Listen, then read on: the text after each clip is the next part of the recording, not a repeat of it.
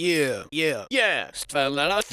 Welcome. Hello. Here we have the exchange block in Middleton. Exchange block here was erected. The majority of these were constructed by Samuel D. Hubbard, no relation to Old Mother, in 1827. As far as can be determined, the land was acquired between 1812 and 1826 by Hubbard, primarily from the distribution of the estate of his father, Old Father Hubbard, decidedly anti-Hubbard. Aside from a bunch of dispute regarding the chain of claims and the deeds, these structures are of interest, we are told, as an architectural record of the 19th century urban life. The records do show items such as a vigorous celebration of the 13th anniversary of the Battle of New Orleans at the Mansion House, and the appointment of Samuel D. Hubbard, its builder, as the lame duck postmaster general in President Fillmore's cabinet. There's also documentation concerning the gentle decline of the Mansion House, as its name changed from the Mansion House to the Douglas House to Clarendon House to Forest City Hotel to Parker House to Park Hotel to Park, then just a house, then just to H, and then just to nothing. The Mansion House was a stop on the Citizen Stage between Middleton and Hartford. The balance of the buildings in the block over the years were modest retail enterprises on the ground floor and low-cost housing on the upper floor. So, as you can see, these buildings is old. You know, you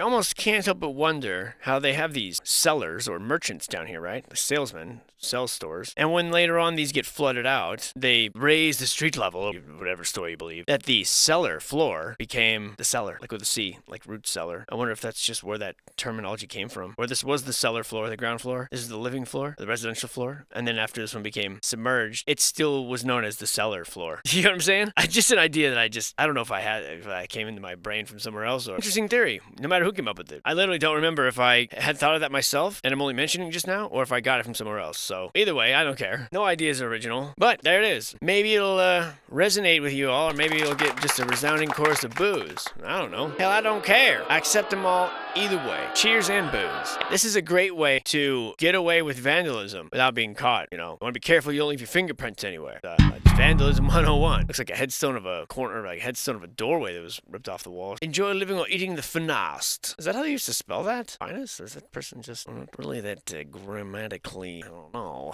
Just taking this stuff down for what? Here's an old fireplace mantle, maybe. Not always sure why we're just stacking them on the street to take pictures of. But we are. This is the Highland Fisk Wildman House. You gotta be a wild man to live there. There is next to nothing about this one, other than that it's dated 1660 to 1700. One of the first town clocks in America built here by Ebenezer Parmalee, gift of Yale University. What that means. Clock was a gift, or the what? Next comes a series of confusing pictures, such as this one. I don't know what we're trying to showcase here. It's the John Cook Ballroom. Here it is. An attic floor. That's why there's no exterior picture. As a self-taught architect, Mr. Hoadley had no superior in his day in the state, as most self-taught people do. The correctness of his design and purity of details equaling the work of the best professionals, said Mr. J. Frederick Kelly, his best friend and an authority on colonial architecture. He believes that Hoadley is responsible for the woodwork in this place, at a time when a man named John Cook lived there. The house is built on the site of Governor Theophilus Eaton's mansion. A Captain James Goodrich, another sea captain, built the ballroom. I guess this is the ballroom, but it's an attic floor. Very strange. And I'm not sure how this is even featured in here when we're tearing things down like the Penn Station, but whatever. Not my job, not my prob, you know what I'm saying? This breathtakingly clear picture is Reverend John Woodworth's house. The Reverend John Woodward house. Now somehow this has a 21-page write-up. I don't know what's going on here.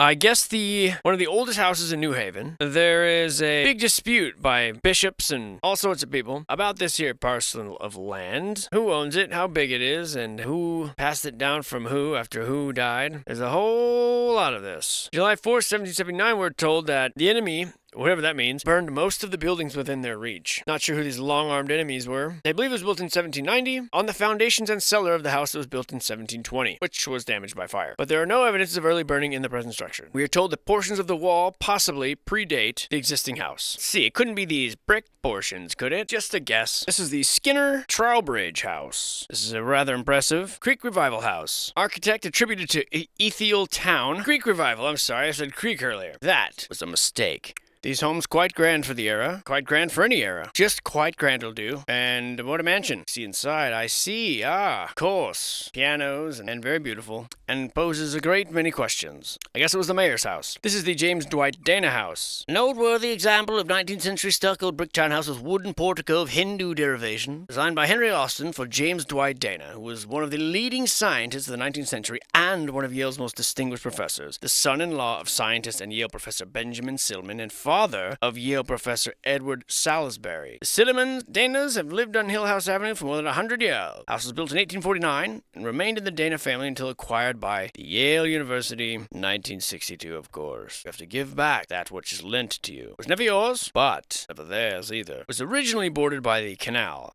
The railroad, of course, bought the old canal and deepened the cut, whatever the fuck that means. So here's the old Willis Bristol house, looking finer than all outdoors. Damn, what a stunner. And this one was, a man named Willis Bristol purchased 3 deeds of land for his house, one with a building which he razed, basically so burned it to the ground, apparently to accommodate outbuildings and garden. So you bought a place that already had a place on it, and you burnt the place to put buildings. Am I understanding this properly? Now it's subdivided into apartments, though rather carefully, we're told, in order to preserve the integrity. There is a basement. It rises 50% above the ground, entered under the front porch, and has a center hall plan. There's also a sub-basement below the basement. Right. And a real stunner. From the front, anyway. That is some excellent window work. The interior is just very, very cool. I wonder what it looks like today. I wonder. This breathtaking mansion is the Timothy Bishop House. 1816, the initial construction here. Incomplete chain of title, as most of the New England properties seem to be, which is shocking to me. And this one, we're told that original front stairs were removed. A new modern steel and concrete first floor entrance stair was constructed. 2 large store windows and basement door were installed at the basement level when Elm Street was lowered in 1917. Lowered, huh? Never heard of that one before. Usually it's raised. This was built on land which was the garden plot of Reverend John Davenport, founder of New Haven Colony. Davenport and Eaton were friends. Eaton being the Governor Theophilus Eaton, we were told about moments before. Very curious. But, black and white checkered floor here, no surprises there. A very well-shaped place, is what I see. Hold up.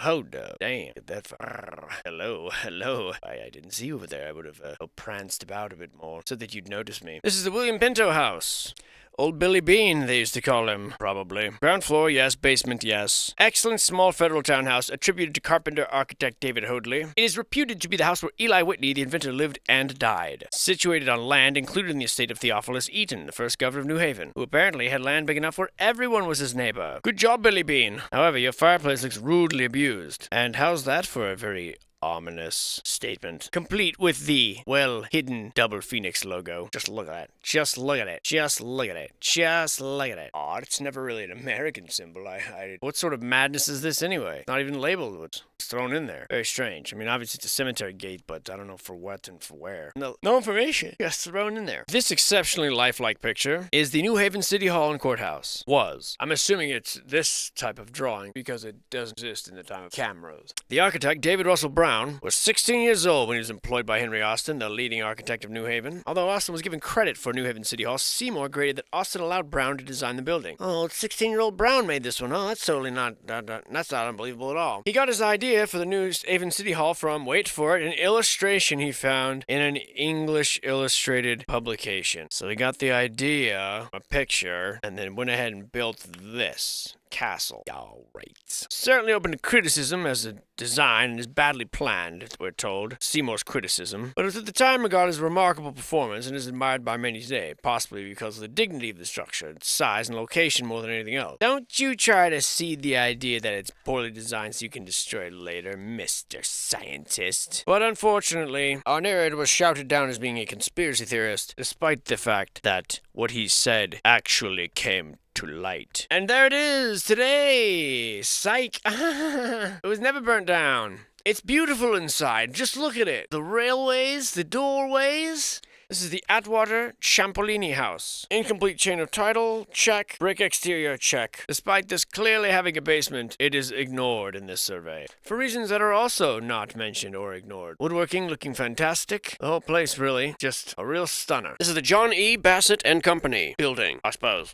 Reputed to be the oldest hardware store in existence, well, in the United States, and the oldest business in New Haven, having been continuously operated by a surviving partner, as of the 60s, of course. It possesses a remarkably early cast iron storefront frame and one of the earliest remaining hoists manually operated in the state. Voila! Titus Street began his business in this residence on Old Chapel Street with the usual assortment of a country store in 1784. Mr. Street took Samuel Hughes as a partner and conducted business under the name of Street and Hughes. Owing to the unsettled condition of mercantile affairs incidental to the War of 1812, making it difficult to collect money, the partnership was dissolved. Mr. John Bassett came on the scene in 1855 with a Mr. Jarvis, who remained for 3 years and then returned to Colorado to farm. They used to connect with the other stores through doors on the east side. We're told that Mr. Titus Street began in the harbor business as a youth in 1784, where he lived. This was built in 1828 after his retirement. At the close of his business, he was considered to be one of the 3 wealthy men in the city, the other being Eli Whitney and William Leffingwell. He was descended from the first Congregational minister in Wallingford. His father Samuel also lived there. Titus was the father of Augustus Street, the founder of Yale Art School. There's another guy getting in from the beginning. Who knows what the world was like? The old John M. Davies house. Boy, New England, they just love to name these houses after people, huh? The present use is a classroom, owned by the Culinary Institute of America. How about that? Built in 1867. No original plans, but we do know Henry Austin and David Brown were the architect. At the time of the building's completion, Mr. Davies held a banquet for the workmen engaged in the project. And at that time, the house is described as a 3-story mansard roof constructed of stuccoed brick. A parlor, library, bedroom, dining room, sewing room, butler's room, and kitchen, all finished in black walnut. The main staircase runs all the way through to the 3rd story, made of black walnut with finely carved banisters and an elaborate newel post. The 2nd floor has 8 rooms finished in pine. The 3rd floor has 8 rooms finished in chestnut. The residence is of an utterly different style of architecture than that usually designed by the modern architect. Italian Renaissance has been carried out in the design of the exterior on the 1st floor, 2nd floor being a French design. This is taken from an old scrapbook. John Davies is a businessman, was an associate of the Winchester family, prior to the Winchester family's success in the manufacture of firearms, whose mansion stood immediately to the north of Davies' house. To the south is a mansion which once belonged to President Taft, after he was president. Largest house of its period in New Haven, with spacious rooms, rich interior detailing, and a wide staircase. Many of the wooden fireplaces are intact. Good God! What's going on there? It looks like they pilfered every house in the area and just stuffed everything in one room. Fireplaces, looking like they were properly used. A billiard room, complete with portrait of creepy witch. Tall door with exceptionally low doorknob. A real monstrosity, and quite beautiful. That is a hell of a picture frame. Oddly, no mention of a basement, which is clearly prevalent. So make of that what you will. Oh, we pride ourselves on being so thorough in these surveys. Except when it suits us to be disgustingly vague. This is the Everard Benjamin house, known as Ev Benny to his friends, probably. Former residence of Hobart Bigelow, the 32nd governor of Connecticut. Mr. Bigelow was recorded in the 1850s New Haven Directory as running a machine shop. By the time he owned the Benjamin house, he'd become president of his farm and was mayor of New Haven. 3 years later, he was governor of Connecticut. The existing rear doorway is located under the stairs, as are the stairs to the basement, we are told. Other than the Doric, the Ionic columns here. Fascinating little fireplace here. Don't tell us too much about this one. At your discretion, my lords. John Pitkin Norton House is up next. Presently owned by Yale University. It's a fine example of asymmetrical Italian villa-style house designed by the 16-year-old prodigy Henry Austin. Date of erection 1849. Basement included. Of note, on the 4th level, the existing window details do not agree with the architect's original elevations. Rather dubious foundation, says I, and a much larger property than it looks like. Really, if you can imagine, they're putting a steeple here and this roof here. You almost have the sort of traditional church layout, but oh my, that is very nice. Very nice wood carving. Wow, the paneling in this place is top-notch. Woodwork back then was just incredible. This is the Townsend City Savings Bank, one of the few remaining examples of a 19th century banking. The first page is completely whited out. It's been classified, I suppose. In 1864, this was the scene of a $1 million bank robbery, the largest recorded to date in New Haven. Currently, I believe it's a Chinese restaurant. The only access to the 2nd floor is a fire escape in the rear. Chinese restaurant, eh? Condition of the place is poor. 2nd floor interior is in very poor condition, due to disuse for 30 years, and prior use as a restaurant. Sounds like having lost a bit of its charm here after it became an alleged Chinese food restaurant, but I have my doubts. Leading us to the most grand castle of them all, even topped with these little crowns befitting of a king or queen. Or duke, yes, or duke. This is Yale University, specifically the Dwight Hall. It is hardly necessary, we're told, to add a description of the building. Ground plan and view tell the whole story, despite its dimensions perhaps. The front of the main building, designed to contain the library, will include only one room, in form resembling a Gothic chapel, but it's not. The walls walls of red sandstone from the quarries at Portland, on the Connecticut River. The roof is covered with tin, and though the several buildings are thrown into one pile for convenience, each library occupies a fireproof building by itself, completely separate from the others. Thus, the security against fire is about as nearly perfect as the nature of the case will permit. Well, and it's made entirely of stone and metal. It is perhaps due to the architect to say that the pinnacles which crown the buttresses will not seem so tall and bayonet-like in the building as they are represented by the engraver. Oh, really? Also, the ceiling in the basement consists of a brick vault. The building fairly bristles with pinnacles. Portal will be sealed off with masonry. The octagonal turrets are shown, including the domed copper roofs with copper crockets and finial. Why copper, I wonder? Leaded stained glass in the windows with Gothic tracery. And what a building to use as a library. Patently ridiculous to accept that this was constructed to be a library. And of course designed by a same 16-year-old prodigy, Henry Austin, who literally designed everything so far in this part of the world. A library that's now being used as a chapel, but built to be a library. Built to be a library resembling a cathedral, but now just being used as a cathedral. Misused, you might say. It's clearly a library. Gee, I wonder what's going on here in the basement. This is the original drawing. You can see it looks nothing like that. Well, I mean, it does, but still. This is the Hotchkiss block, one of the first major office blocks built in Waterbury, central to the commercial district, and the halls on the upper floors there served as meeting places for many local fraternal organizations. I wonder what sort of fraternal organization. Mason's Oddfellows? The building is attributed to Henry Austin, a prominent New Haven architect, which point you've heard far too much about. 1852. Actually, it says architect unknown, but attributed to both Henry Austin and D.H. Malloy. Well, we're told that Julius Hotchkiss built the structure in 1852. Known as the Irving Block. Then we're told that the building chimneys were removed and stuff like that. Many of the storefronts were sealed off with brick walls. And I'm not sure why you do that, but apparently, you might do it. Mr. Hotchkiss was the first mayor of Waterbury. Of course. No wonder it was he that built it. It used to house things such as drugstores, dry goods stores, bakeries, law offices. The large halls were used for entertainment and meetings. On October 1st, 1885, the large hall on the top floor was dedicated as the Oddfellows Hall. I knew it! It's almost like, I've been reading a lot about America. It's almost like, certain things are the same everywhere you go. Almost like that. Almost. Ooh, very fancy. Very lovely. This is where Juliet comes out on the balcony. She's like, "Ew!" Throws down a handkerchief or whatever, and all the boys swoon. And here's what it looked like at the time, we're told. The all-ever-present just horse and buggy just happened to be standing there for reference. And down here, what yeah, the cannons, huh? Oh yeah, just to remind you that we beat some ass to get here, and we'll do it again. This photoshopped horse here, looking sketchier than hell. 1860, eh? Yep, something about that I find a little bit hard to believe. Pretty complete to me. Oh, and 86, huh? Still rocking the dirt roads. 1890, Dexter and his drugstore. And you must be Dexter. And 1893. Hard to really tell what's changed. I mean, here it is, here it is, here it is, cut off, here it is, or here it is. And what's the difference? The old signage back in the day, how annoying.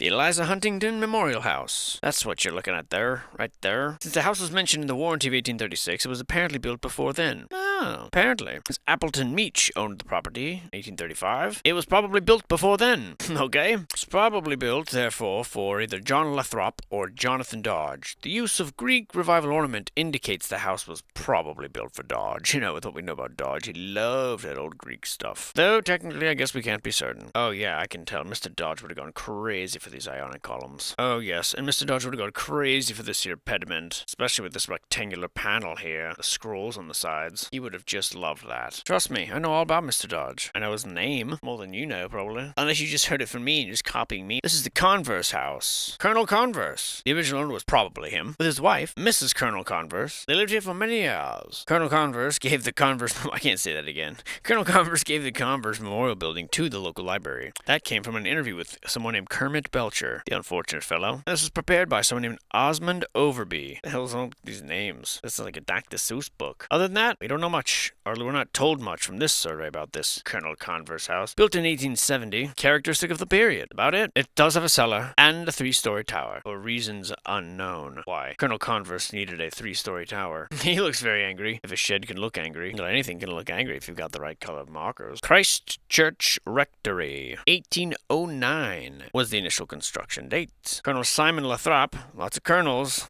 owned this land. It was given to Christ Church at some point. We're told there are 4 brick chimneys. And other than that, we're not told much else, or shown much else. These descriptions are very similar to Rhode Island. These New Englanders are men of very few words, it seems, as far as these surveys go. And very few pictures. 1 or 2 per site. This is St. Mary's Cemetery, an elaborately carved stone mausoleum for various members of the Shannon family. Probably built around 1917, when James B. Shannon died. There are the names of about 12 different Shannons on here. It's a pretty impressive door knocker there. I wonder, if you did knock, would you want anyone to answer? Quite a preposterous burial site. To my wife thinking, we just really ain't doing stuff like that no more, are we? This is the Washington Street Historic District. 1850 to 1880 or so was when this place was built, or these places was built. Some of them 4 stories and a basement even. Architect unknown. A lovely street. It should be noted that many of these houses have basements. Most of them, the architect is unknown. Norwich is the city. And yeah, that's the only write-up that they got for the whole friggin' street. Talk about the historic integrity. Most of them 2 or 3 stories plus basement. And to me, there's a pretty stark contrast between these smaller ones and the big brick behemoths. Oh, wise guy, eh? Yeah, I thought so. Hey, fuck you, pal. Oh, well, I'm a little tough guy, huh? The arm's a little high on your head there, isn't it? Beat it, fucker. All right. The first time I've been flipping off my house, and it probably won't be the last either. Goodbye. I left him just smirking there. Very cool mansard roofs here. I wonder how much of this neighborhood still exists. How much of it is still intact. There's a real doozer. This car looking like it's got a little face on the back of it with a Pinocchio nose. Yeah, that's totally normal. Dang, those old school trash cans. That's like where Oscar used to live. Here's Makeout Point. Here's where you'll be sleeping, Jennifer. End is at 8. What a view. And some of these just kept up so well on the inside and the outside, as you can tell here. I hope no one's living here, because if so, that's a strange dinner. Stolen wheel, probably. Yeah, seems where the bandits hang out. I mean, maybe. I don't know. They're giving me nothing here. No information. Just show me around the district. Show me how nice it's been upkept, and show me how things are on the up and up here. How doors just float here. How pies just get thrown on the ground. So this is where the mail package thief lives. What's going on back here? Disappointed to find out there was only towels in there, weren't you? Yes, well. So what you get stealing a random suitcase from the airport? You get towels sometimes. Very nice classic old vintage little wrought iron fence railing there. Not sure what's going on here. Wallpaper looks like brick. And this is a very sad state of affairs to see these buildings like this, personally. They've got such charm, and they just don't build things like this anymore. People just took it for granted, clearly. And, or were squeezed out, people that find themselves sometimes in the cracks of society. Some of them end up there by situations that they've created for themselves, and yet many are actually just swept there by opposing, outside forces. And it's a real shame to see how this realm has been completely manipulated and dominated, and how humans have just been tormented and poisoned in every way, and turned aside for anything that could be good. And the sad thing is that other humans, the ones that get used to do it, weaponized greed and weaponized compassion even, they can turn anything into a weapon, and they do. And the industries roll into these towns, and a few people get rich overnight. The industry's abandoned. Everyone else is stuck to pick up the pieces, or try to maintain what they have, or to move on. Small town after small town. You see it happen in the rural areas constantly, and it's getting worse and worse, and it's really tragic. And if it wasn't for the footprint left behind by some of these old homes, these old neighborhoods and districts, it wouldn't even be remembered, really. You wouldn't even know it. No one takes the time to walk.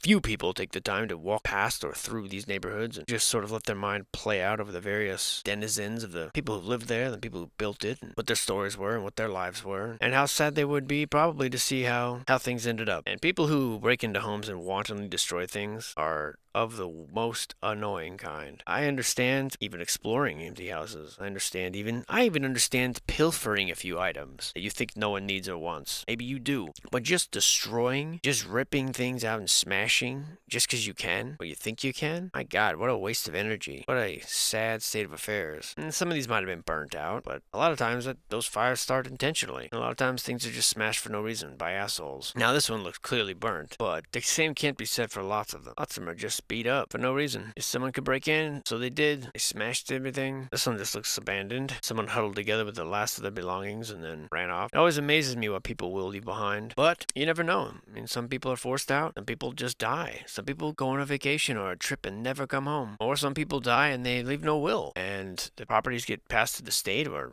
tied up in probate, and the children aren't able to prove that their father or whatever wanted them to have their things, and the state, being the assholes that they are, usually take properties and then they'll just let them rot. With neighborhoods like this, often they want them to rot, want them to erode, they want the neighborhood value to plummet, they want to come in and be able to have an excuse to bulldoze these things. It serves many purposes. One is to destroy the remnant of the old world, the other is to put up something new, and then finally crack down and kick the homeless people out and remove the drug addicts and repair the streets. Then you gentrify the area and then send the people back in as restaurants and businesses move back in a few decades later and open back up, and then you can now sell the properties for 10 times what you paid for them, and they just keep doing that over and over and over. You see them run cities down till they're nothing. No one goes downtown anymore. Move in, bulldoze some things, build it back up. Businesses come back in. Suddenly downtown is thriving. Here's a convenient new light rail or trolley that'll take you right there. And it's generational wealth accrued this way. And the who's who of who are usually the ones pulling the trigger on the buying, on the destroying, using friends in the media, friends in the police force, friends wherever they've got them, friends that make a call. And that's how these families are able to sustain their power and their wealth over generation after generation. And personally, I find it to be highly annoying. Why can't you just play it straight? Why can't you just be kind of rich? Why you gotta have it all? Why people gotta suffer just so you can be rich? If somebody wants to make their own money or earns their own way and makes a good living, cool. Good for you. Do other people have to suffer so that you can make that money? Because if so...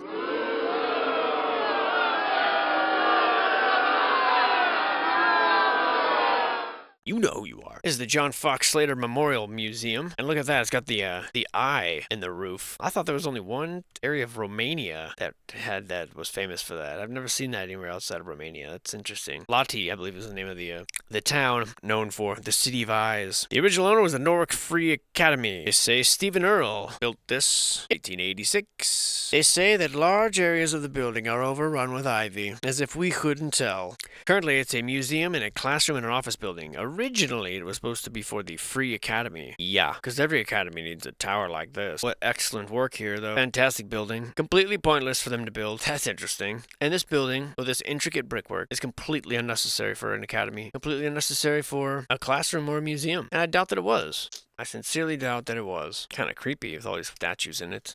Yeah, totally over the top. I think this wood paneling is just fantastic. My God, I wouldn't kill to have a ceiling like that. Kill, I say. Kill. So that was the John Fox Slater Museum. This here is the John Fox Slater House, one of the largest examples of Greek revival in the area. This is the Order of the Elks, as you can tell here. And an absolutely staggeringly over-the-top building. With an elevated basement, we're told, giving an imposing height to the building from the street. That's all we're told.